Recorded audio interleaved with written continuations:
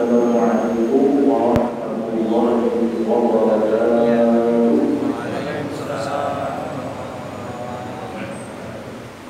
Alhamdulillah, alhamdulillah, nahmaduhu wa nasta'inuhu wa nastaghfiruh wa na'udzu billahi min shururi anfusina wa sayyiati a'malina. Man yahdihillahu fala mudilla lahu wa man yudlil fala hadiya lahu. Asyhadu an la ilaha illallah wa asyhadu anna Muhammadar Rasulullah. Allahumma shalli wa sallim wa barik ala sayyidina Muhammadin wa ala alihi wa ashabihi ajma'in. Amma ba'd. Ketua DKM seluruh Islam yang saya hormati dan semua jajaran, para imam, para asatidz, orang-orang tua kami, tokoh masyarakat yang tidak saya ucapkan bersatu, dan seluruh jamaah hadirin wal hadirat, hafizahumullah. Mudah-mudahan kita semua yang hadir malam ini ikhlas kepada Allah, senantiasa dijaga dalam kesehatan dan keselamatan dari Allah. Amin ya rabbal alamin. Baik, jemaah sekalian, pada malam hari ini kita melanjutkan kajian hadis kitab Riyadhus Shalihin kita. Hadis yang kedua di bab niyat. Hadis yang kedua ini diriwayatkan dari Ibunda Aisyah radhiyallahu ta'ala anha. Saya bacakan hadisnya. Wa an ummil mu'minin Ummi Abdillah Aisyah radhiyallahu anha. Dari Ummul Mukminin Ummi Abdillah Sayyidatina Aisyah radhiyallahu anha, dia berkata bahwasanya Aisyah pernah dengar Nabi menceritakan tentang adanya atau akan adanya pasukan yang mau menghancurkan Ka'bah. Jadi Nabi cerita bahwasanya ada pasukan yang mau menghancurkan Ka'bah, yang Jaisul Ka'bah. Ada satu pasukan tentara gerombolan yang bermaksud menghancurkan Ka'bah. Ini terjadi bisa dua kemungkinan. Yang sudah terjadi Abraha. Abraha itu kejadiannya kan waktu kakek Nabi yang jadi pemimpin Arab. Nabi itu waktu itu lahirnya di tahun gajah itu. Makanya Nabi lahir tahun gajah karena ada peristiwa tentara bergajah. Itu orang Nasrani, kulit namanya Abraha. Dia itu orang kepercayaannya Raja Kisra, dan dia itu mau menghancurkan Ka'bah karena kaku sama pemimpin Nasrani. Kenapa? Karena dia buat gereja besar di Yaman, namanya gereja At-Taqiyah, boleh tinggi kali, tapi tak ada orang datang. Orang tetap datangnya ke Mekah. Makanya dia gerak supaya orang-orang tidak termagnet tadi ke Mekah. Gimana caranya? Hancurin bangunannya. Akhirnya dia bawa tentara bergajah, bawa 12 ekor gajah yang paling depan paling besar namanya Mahmud. Tapi setelah melewati perbatasan masuk kota Mekah, selangkah aja gajahnya tak boleh lagi. Sehingga Allah kirimkan burung ababil membawa batu, melemparkannya sama gajah itu habis kena. Itu yang pertama. Nah, para ahli mengatakan hadis ini bisa saja Nabi sebut tentang Abraha, tapi ada nanti pasukan yang akan menghancurkan Ka'bah versi akhir zaman. Apakah Dajjal atau tentara Dajjal atau kelompok-kelompok sesat pembenci Islam. Ini udah banyak upaya. Dulu aja orang Syiah pernah curi Hajar Aswad. Hajar Aswad pernah dicuri sama orang-orang Syiah. Syiah itu apa? Itu aliran yang suka pukul-pukul badan. Pernah dengar ya? Husain sampai berdarah-darah. Itu namanya aliran Syiah. Dan dia suka melaknat para sahabat Nabi. Karena apa? Karena mereka ini berlebihan condong sama Sayyidina Ali. Kalau negara mayoritasnya sekarang Iran, Mereka menghalalkan pukul badan, mereka halalkan nikah mut'ah. Hati-hati, saya sudah puluhan kali ikut tentang seminar tentang Syiah. Bahkan saya tahu data semua orang-orang yang berakidah Syiah di Tanjung Pinang. Saya sudah pernah berdebat langsung dengan tokoh Syiah Kepri bersama Ustaz Dedi Sanjaya. Tugas kami. Saya sama Ustaz Dedi pernah debat sama mereka. Saya tahu di mana pengajiannya, kita sudah selidiki, kita sudah pernah ketemu, kita sudah pernah berdebat, dan kami bilang jangan sebarkan Tanjung Pinang. Kalau kalian sebarkan, kami maju. Ya, dari muda, dari dulu jadi santri saya sudah mengidentifikasi, menginvestigasi. Alhamdulillah, ya, karena sebagai pengisi di Al-Uswah, saya dengan Ustaz Dedi Sanjaya pernah ngobrol langsung dengan tokoh Syiah. Tidak usah saya bilang namanya. Ya.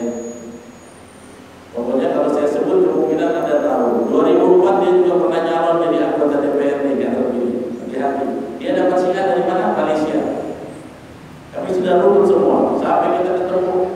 Ya, kenapa Anda tidak mau sholat Jumat? Saya sholat kok. Cuma masjidnya kan Anda nggak tahu di masjid mana. Masjid aku. Kami telepon orang masjid aku. Nggak pernah dia sholat. Kata dia, menurut saya ujung-ujungnya sholat Jumat itu nggak wajib kalau tidak ada imamahnya, nggak ada imam Syiahnya. Akhirnya dia sholatnya zuhur, sholatnya sehari cuma 3 kali. Ya, jadi hati-hati. Kalau ada yang model-model ini, hati-hati. Kenapa waktu itu kami bisa berdebat? Ada seorang kakek, cucunya boleh nikahi oleh anaknya Syiah ini. Kakeknya ada kenalan, almarhum Pak Haji Muhammad Sadar. Ya, Pak Sadar, anggota DPRD PKS. Karena beliau sering dengan kajian kami di Al-Uzwar, akhirnya anak-anakku tolong dampingi ayah anda punya cucu mau dikawinin orangnya akidah Syiah. Gimana? Nggak bisa. Mereka ini memang tersesat dari Islam karena melaknat sahabat, ya, melaknat Aisyah dan yang lainnya. Akhirnya kami dibawa, walaupun waktu itu diusir. Saya sama Ube itu diusir. Kenapa kalian ikut urusan keluarga? Kata Pak Sadar, saya yang bawa mereka sebagai anak-anak saya ingin membicarakan tentang akidah. Karena tidak mungkin kita bisa menyatu keluarga besar dalam pernikahan kalau akidahnya nggak sama. Tidak mungkin. Ya. Tapi akhirnya tetap mau nikah. Pak Sadar hari itu walk out. Saya tidak merestui. Dia kan mau belajar, ya. Saya tidak merestui pernikahan ini, saya keluar. Ada polisi juga, ada polisi intel, ada intel. Jadi kami berdebat itu memang dengan semua aspek keamanannya. Sampai Ustaz Dedi itu bilang, saya boleh nggak hadir di kajian NT? Oh boleh. Saya sama Ustaz Reza boleh nggak? Maksudnya kita mau mengawasi. Kata dia kami cuma 30 orang dan kami tidak menyebarkan ke yang lain. Jadi ini saya bicara data dan sudah pernah ketemu. Salah satu markasnya ada di Jalan Rumah Sakit. Ya, Anda cari aja di internet. Yayasan afiliasi Syiah di Indonesia. Tapi bilang tuh ada Jalan Rumah Sakit nomor sekian. Nah itu orang yang menyumbang. Yang penting saya sama Ustaz Dedi, kami ya Allah, kami sudah pernah menunaikan hujah sama mereka. Ya, kami dulu bilang obatlah jangan mempertahankan itu, kembalilah kepada Ahlus Sunnah wal Jamaah. Jadi yang mau atau enggak terserah dia. Ya, kalau masalah khilafiyah kita ini harus longgar, saling menghargai. Beda pergerakan, beda ormas, tapi kalau akidah tidak ada cerita. Harus sama-sama mencintai Allah, mengimani Rasul, sahabat Nabi, nggak pakai terkecuali, nggak boleh. Apalagi melaknat Umar bin Khattab, Abu Bakar, nggak boleh. Ya, nah ini tentang kisahnya ada lagi, ya, yang kata para ahli hadis di akhir zaman akan ada tentara yang berhasrat pengen menghancurkan Ka'bah. Jadi kata Nabi begini.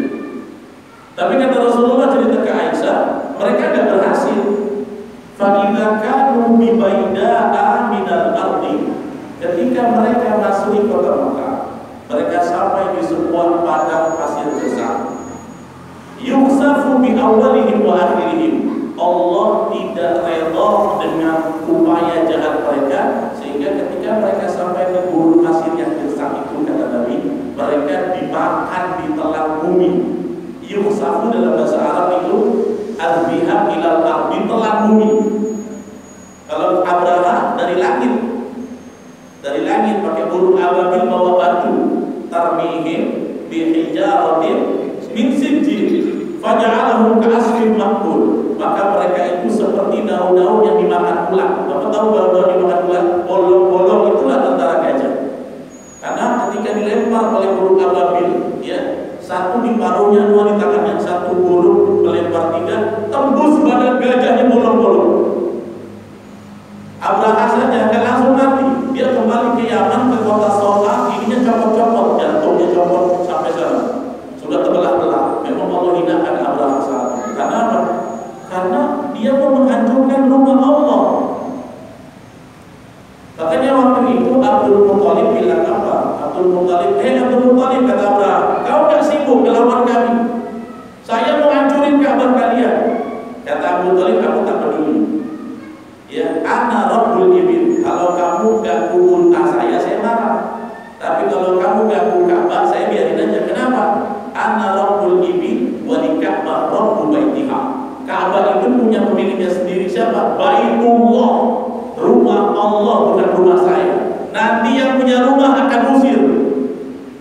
Makanya Allah tunjukkan ketika ada orang mau menghancurkan Ka'bah, Allah hancurkan dengan makhluk tanpa manusia angkat tangan. Manusia yang apa-apain. Ya. Karena apa? Karena dia mau merusak Baitullah. Jangan bisa. Ya. Ada dua yang gak akan bisa dihancurkan oleh orang kafir. Yang pertama apa? Ka'bah. Yang kedua, Al-Quran. Al-Quran itu kalau ada bapak dengar di Amerika, ada orang kafir mau bakar Quran, jangan takut, Pak. Waduh, kalau Quran dibakar di seluruh dunia, jangan takut. Quran itu bakarlah. Ya, tapi kata Allah apa? Wa inna lahu lahafidun, kami yang akan memelihara Quran. Kalau ada orang yang pengen menghentikan dakwah Islam dengan bakar Quran, bakar. Besok tulislah kami. Yang hafal banyak hafiznya, apa susahnya? Makanya Allah menjaga Al-Quran dengan para hufal, para hafiz. Jaganya bukan di sini, Pak, tapi di sini. Jangan bisa. Makanya kata Allah begitu, inna nahnu nazzalna dzikra wa inna lahu lahafizun. Kami yang menurunkan Al-Quran sebagai al-dzikra, pelajaran, peringatan, dan kami yang menjaganya. Jadi jangan takut. Yang takut itu kalau semangat anak-anak muda kita menghafal Quran sudah ada, itu tidak usah. Orang sukanya bahas menghafal apa? Lirik-lirik lagu, BTS, apa lagi? Joget-joget Korea, hafal semua liriknya. Tapi suruh buat doa nggak selesai-selesai, bahaya ini. Jadi Quran itu nggak akan hilang secara fisik, jangan takut. Tapi takutlah kalau anak-anak kita nggak akrab lagi baca Quran, nggak kenal lagi surat An-Naba, nggak pandai lagi hafal Al-Mulk. Hati-hati dulu, ya. Kalau lebarannya silakan, tapi kalau semangatnya hilang ini yang bahaya, ya. Makanya yang harus kita hari ini terus semangati, anak-anak muda sekarang harus doyan menghafal Quran. Salah satu bentuk Allah menjaga dengan Allah memilih orang-orangnya, kader-kader Quran itu para hafiz, ya. Dan jadi kata Nabi, mereka sampai di kota Mekah, sampai di padang pasir, yukhsafu, semuanya ditelan oleh bumi dari ujung sampai ujung, min awalihim wa akhirihim, semuanya. Jadi gerombolan ini satu kabilah mau menghancurkan Ka'bah, tujuannya liyutfi'u nurallah, untuk memadamkan cahaya Allah. Tapi tiba-tiba sampai padang pasir mereka semua tenggelam dimakan oleh bumi. Aisyah nanya, ya, kata Aisyah gitu, ya Rasulullah, kaifa yukhsafu bi awwalihim wa akhirihim? Kenapa semuanya dibenarkan Allah? Wa fihim aswaquhum wa man laisa minhum. Di seluruh kabilah itu kan gak semuanya jahat. Ada di antara mereka cuma melayani rajanya,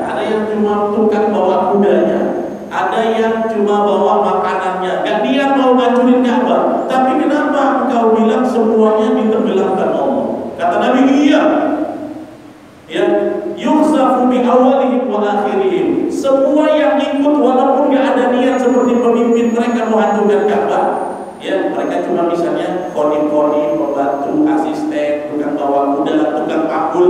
Dia nggak tahu benar kalau ketuanya ini mau menghancurkan Ka'bah, tapi semuanya diadab Allah. Kata Aisyah, kenapa diadab? Kan mereka tak niat, mereka cuma berdagang mungkin, menjajakan makanan, ikut dengan kelompok itu menawarkan perdagangannya, tapi kata Nabi semuanya akan dibenamkan di telan bumi. Itu betul. Kok gak adil? Tapi kata Nabi, tsumma yub'atsuna 'ala niyatihim. Mereka semua kena azab, tapi nanti dibangkitkan di hari kiamat tergantung niatnya. Jadi kalau ada yang misalnya ada diajak nih, Anda ada di satu kabilah, kelompok A, ayo Riza ikut, kita pengen hancurkan Masjid Agung, gitu ya. Saya sama kelompok itu satu komunitas. Yang kepala buahnya dia menghancurkan, saya tidak ada, saya cuma nemanin aja. Tapi saya tahu, tapi diam. Nah, ketika azab Allah turun dengan niat jahat, saya pun ikut kena azab. Kenapa? Karena ikut bersumpah. Jadi kelompok ini pengen hancurkan Ka'bah, tapi tak semuanya tahu. Ada yang cuma ikut-ikutan, gak niat. Ya mereka cuma gak paham kalau hancurkan Ka'bah itu dosa besar. Tapi kami cuma ikut kelompok kami cuma nolong kawan-kawan kami aja, nemanin. Tapi kami gak ingin hancurkan Ka'bah. Tetap diadab oleh Allah. Kecerdasan Aisyah, dia tanya, ya Rasulullah, kaifa yukhsafu bi awwalihim wa akhirihim? Wa fihi laisa minhu, kenapa diadab semua ya Rasulullah? Kan tidak semua jahat. Tapi kata Nabi, azab Allah akan kena semua. Ya, yang ikut niat jahat, walaupun kalau ada pun yang tak niat tetap kena. Tapi tenang Aisyah, nanti ketika dibangkitkan setelah kubur di akhirat, niat mereka masing-masing. Ya, nah ini hadis yang pertama kita bahas. Karena itu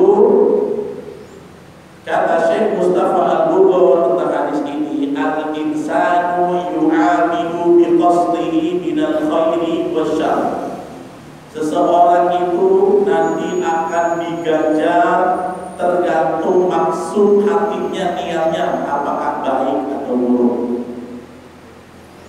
Ya, misalnya nih, ya, misalnya Anda kerja di sebuah instansi. Tiba-tiba kepala dinas bagian yang punya keputusan ini akan bilang, kita nanti ada anggaran lebihnya 5 miliar. Tadinya untuk A, B, C, tapi A, B, C-nya udah ada. Kita bilang aja belum ada. Nanti kita bagi-bagi. Ya, gitu kan. Akhirnya apa? Kalau ada orang baik, tidak bisa mencegah. Kalau dia tidak punya posisi, tidak punya decision maker. Akhirnya apa yang terjadi? Ya, penggelapan 5 miliar dilakukan. Staf-staf yang ini pun tak bisa ngomong apa-apa. Dia tahu, tapi apa? Dia diam kan? Dia bersumpah. Nah, kalau terjadi misalnya di kampung ada maksiat seperti ini, kemudian ada orang lain yang gak ikut maksiat tapi diam, kalau Allah turunkan azab, kena sapu semua. Itu hukumnya. Enggak adil, nanti dibangkitkan Allah yang tidak niat dia dapat dosa, cuma adabnya kena sapu semua. Nah, itulah maksud dari hadis ini. Karena itu yang kedua yang diambil intisari oleh Imam Nawawi, yang kedua adalah at-tahdir, peringatan. Hadis ini merupakan peringatan min musahabah ahlil zulmi wal fujur. Peringatan, kalau kamu berteman jangan sama orang zalim dan orang dosa. Kenapa? Saya kan gak ikut dosa, tapi kalau engkau dikumpulkan dia diam sama dosa dan kezaliman yang dia buat, satu hari orang ini adabnya sapu kalian semua. Ya, makanya peringatan, jangan akrab-akrab kepada ahlul zulmi wal fujuri. Fujur itu artinya fajir, orang yang melakukan dosa. Contoh, Anda tinggal di RT 5. Di RT 5 ada satu rumah, dia ini prostitusi online. Pak RT-nya udah dibayar sama dia, jangan ganggu siapa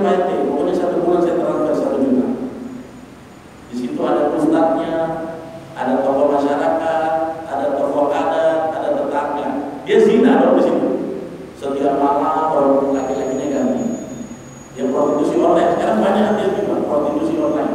Janjiannya di online, nanti ketemuan. Udah canggih sekarang. Terus Anda tahu, setiap malam ganti nginap.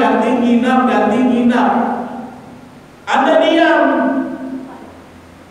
walaupun gak ikut-ikutan. Soalnya gak zina kok, tapi kau diam. Maka ketika Allah, malaikat, itu di kampung RT sekian ada yang berzina, tolong kirim azab dengan apa? Kasih petir, hancurkan semua rumahnya. Maka rumah orang yang dia pun mati semua, satu RT yang itu semuanya dimatikan Allah. Apakah Allah adil? Nanti ketika dibangkitkan, niat dia itu tetap tidak ikut. Kalau RT-nya ikut, karena dia mendukung, misalnya gitu ya, contohnya. Makanya kata Imam Nawawi, hati-hati, tidak boleh musahabah ahlal zulmi wal fujur. Minimal kalau kita dalam kondisi seperti itu tidak boleh diam. Minimal lapor RT, gak bisa lapor RW, Pak RW, saya mau laporkan. Jangan pakai tindakan mendagri sendiri. Yang diinginkan dalam syariat Islam adalah kita tidak boleh diam terhadap hal munkar yang ada di depan mata. Kalaupun kita tidak bisa langsung tegur, kan kita nggak bisa tegur. Ada siapa? RT bukan, RT juga apa-apa, lapor ke tingkat yang tertinggi. Gak bisa juga tokoh masyarakat, nanti RT-nya dipanggil, orangnya dipanggil. Saya pernah menangani ada satu perumahan begitu. Ya, ini laki-laki nginap terus. Kemudian pulangnya jam 7 pagi setiap hari. Anaknya perempuan. Jadi gimana? Ustaz ada yang nanya ke saya, kamu sudah tanya belum? Tanya, katanya siapa? Katanya sepupu. Dia bilang sepupu. Oke, kalau sepupu yang punya hak adalah Pak RT. Menanyakan, ini siapa yang ada laki-laki lawan jenis tinggal di rumah kamu? Sepupu. Boleh minta KTP-nya? Boleh minta KTP-nya? Itu tugasnya Pak RT. Gak boleh dilihat Pak. Oh, sepupu dari mana? Rudut punya rudut pacaran. Tapi orang kampung udah kompak apa? Untuk menegakkan amar ma'ruf nahi munkar dengan cara yang konstitusional itu mantap. Kalau tidak, kan bukan urusan saya. Yang zina dia, yang ngerokok dia, yang jual diri dia, bukan saya, tapi Anda tahu. Makanya ingat pesan Zainuddin MZ, yang mabuk gue, yang zina gue, kalau lo yang rese katanya, ya kan, ada kan? Iya, yang zina lo, yang mabuk lo, tapi tahu nggak kalau orang kirim ganjil bandar, yang kena banjir kita semua. Sama Zainuddin ditambahin goblok. Kalau saya nggak tega ngomong gitu. Itu benar kata beliau. Ini hadisnya. Kalau ada satu kelompok melakukan kemaksiatan, diam kita, Allah kirim azab, Anda disapu dengan azabnya. Saya kan tidak maksiat, tapi disapu dulu, urusan niat belakangan. Tapi kan kalau bisa kita mencegah azab Allah, salah satunya dengan apa? Amar ma'ruf nahi munkar. Gak boleh diam, Pak. Harus. Ya, dan jangan main hakim sendiri. Tempuh jalur yang konstitusional. Bagaimana yang konstitusional? Lapor RT, lapor tokoh masyarakat, lapor RW, bisa kok. Kalau sudah kita coba, misalnya rumahnya orang-orang ini kerjasama juga, ya udah, yang penting saya sudah sampaikan. Ya. Nah, karena itu yang ketiga kata Imam Nawawi apa? Salah satu nilainya al-hafu ala musahabah al-akhyar. Dianjurkan kalau kamu nggak mau keserempet azab dan murka Allah, berteman sama yang baik-baik saja. Ya, berteman Pak, jangan sama yang jelek. Jangan orang yang zalim itu temenin akrab lagi, ketemu terus. Nanti kalau dia terkena azab Allah, Anda kena azab. Salah satu menjaga diri dan keluarga dari azab dan murka Allah, jangan akrab-akrab dengan ahlul zulmi wal fujur, dengan orang-orang jahat zalimnya. Oh, katanya Islam harus berteman sama semua. Iya, bertemu sama semua, tapi akrab nggak boleh semua. Sama orang kafir aja kita harus bertegur sapa, berinteraksi, bermuamalah namanya. Tapi bukan berakrab-akrab. Kita punya teman sering dugem, kita datang juga. Tiba-tiba udah kasih azan, kan jangan azan. Punya teman satu kumpulan suka berzina, kalau kumpul kemana jalan-jalan terus seks bebas, kita diam saja. Oh jangan, misalnya Anda lagi bepergian sama teman-teman yang suka mabuk, suka narkoba, satu mobil, kalau Allah celakakan dengan adanya, Anda ikut celaka. Ya, interaksi harus bermuamalah, tetap bersosial, tetap, tapi untuk ya musohabah, makanya bahasanya musohabah dari kata sohabah yusohibu, artinya apa? Akrab, intens. Makanya kalau pengen hijrah, komunitas yang jelek-jelek wassalam aja, udah jangan deketin lagi. Ya, gak usah kumpul-kumpul lagi. Kalau sudah hijrah kita pengen benar, kelompok-kelompok yang gak benar jauhi. Kalau dibilang sombong, jangan sombong, datang assalamualaikum apa kabar, datang kopi bayarin pergi gitu. Jangan. Ya. Yang ketiga, yang keempat, apa faedah dari hadis ini?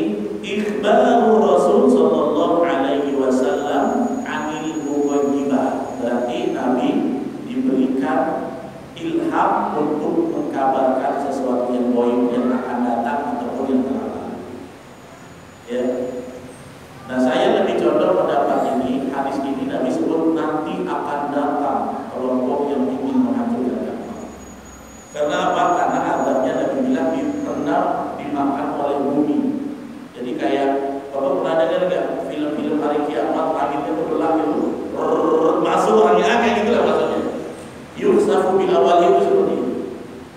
Kalau bicara hadis ini tentang Abraham, tidak kurang tepat secara redaksi karena Abraham bukan ditanam di bumi. Abraham di mana matinya? Dilempar batu kan, beda. Walaupun ada yang menafsirkan hadis ini tentang Abraham, tapi yang lebih kuat adalah membicarakan orang atau kaum yang ingin menghancurkan Ka'bah di masa yang akan datang. Ya. Yang kelima, ya, kewajiban kita sebagai seorang mukmin wa hiya mimma yajibul iman bima kama waradat wal imanu bi annaha sataqa'u kama akhbara. Kita sebagai pengikut Nabi Muhammad harus percaya seyakin-yakinnya tentang kabar yang akan Nabi, yang telah Nabi sampaikan, bahwa itu sataqa'u kama akhbara, akan terjadi sebagaimana yang beliau sampaikan. Contohnya Imam Mahdi, jangan ragu lagi. Tugas kita sebagai umat Muhammad sallallahu alaihi wasallam, kita al-imanu bima akhbara, beriman dengan semua yang Nabi kabarkan. Bahwa nanti akan ada dajjal, enggak usah ragu, masa dajjal ada sih, udah keluar atau belum, enggak ada, jangan ragu. Ya, kita wajib beriman dengan semua kabar dari Nabi selama hadisnya itu valid. Bahasa syariatnya sahih atau minimal hasan. Derajatnya, riwayatnya betul-betul valid dari Nabi, bukan hadis yang palsu, lemah ataupun bohong. Ya. Kenapa? Li'annahu alaihi salatu wassalam, karena Nabi itu la yantiqu 'anil hawa, tidak mengucapkan berdasarkan nafsunya. Beliau mengucapkan berdasarkan wahyu ilham dari Allah. Ya, jemaah sekalian, jadi hadis ini memberikan pelajaran sama kita bahwasanya tidak boleh diam terhadap kemungkaran. Ya. Ini banyak contoh, ya, contoh.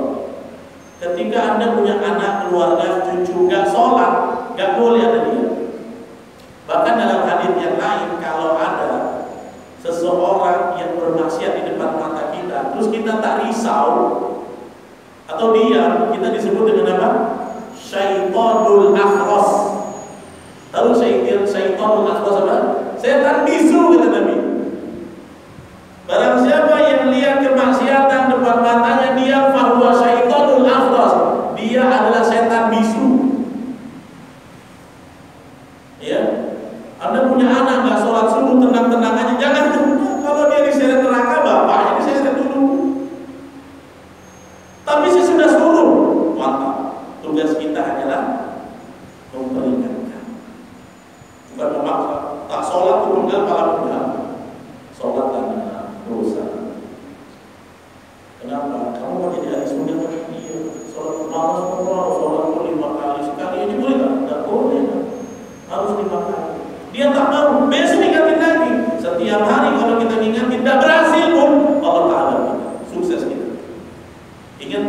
tugas kita bukan hasil, tapi tugas kita menyampaikan. Nabi juga begitu.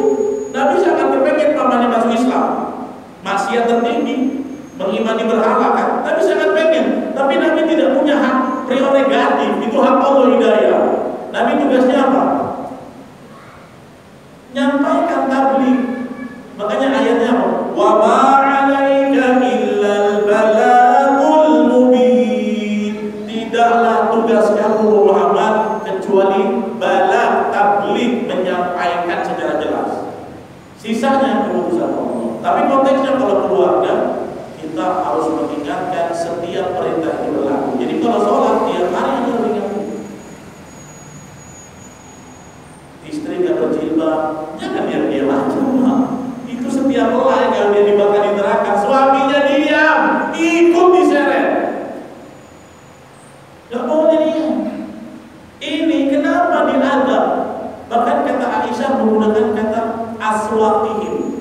Ya Rasulullah, kenapa diadab? Di antara mereka kan ada yang cuma berdagang jualan, bukan niat hancurkan Ka'bah. Kata Nabi apa? Iya, dia ikut diadab, tapi nanti niatnya dibangkitkan, diukur oleh Allah. Cuma kan udah kena adab duluan. Apa sebabnya dia kena adab? Dia diam terhadap komunitasnya yang mau melakukan kezaliman. Kena satu adab, sebabnya diam. Jadi as-sukutu 'anil haq, namanya itu bahasa syar'inya, diam terhadap mengucapkan kebenaran. Enggak boleh. Makanya diam itu emas, itu tidak selamanya. Diam itu emas, itu enggak selamanya. Diam kalau ada maksiat, ya enggak emas.